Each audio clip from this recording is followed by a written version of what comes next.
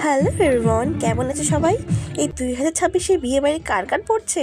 তো আমিও কিন্তু চলে গেছিলাম প্রথমে একটা বিয়েবাড়ি, এই 2026-এ প্রথম। সেখানে দেখি বাপরে কি ডেকোরেশন। তো বসে আছি, কি করবো, তাই ভাবলাম একটা কফি খেয়ে নিই। কফিটা খুব দারুণ ছিল। তারপর এই পাতা আর জলের বোতল তো পড়ে গেল।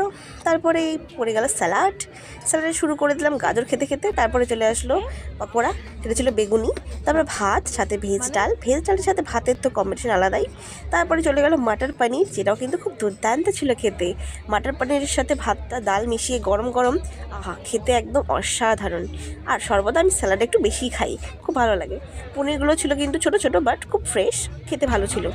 তারপরে চলে আসলো সর্ষে পোস্ত, যেটাও কিন্তু খুব ভালো ছিল। সাইজে বেশ বড় ছিল না, ছোটো মোটো, কিন্তু ভালোই ছিল, খুব ভালো ছিল। তারপরে চলে আসলো আমাদের মেন শোস্টপার মাটন কষা, যেখানে পড়েছিল দুটো কলেজে। একটা দেখি ওঠাতেই মার পাতে চলে গেল। তারপরে চলে আসলো ফ্রাইড রাইসের সাথে মাটন কষা খেয়ে চাটনি, দই, মিষ্টি, এটা সব তো